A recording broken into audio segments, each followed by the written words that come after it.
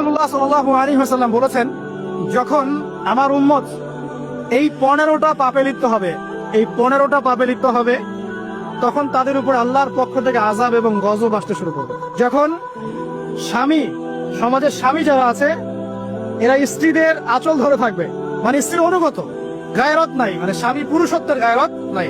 5 number, যখন সন্তান মায়ের অবাধ্য হয়ে স্ত্রীর খেদমত করা শুরু করবে, যখন সন্তান মাকে দেখবে না, স্ত্রীকে দেখবে, তখন বাবার পরিবর্তে পিতা, বাবার পরিবর্তে মানুষ বন্ধুদেরকে সম্মান করা শুরু করবে, বাবাকে সম্মান করবে না, ফ্রেন্ড সার্কেলকে সম্মান করবে।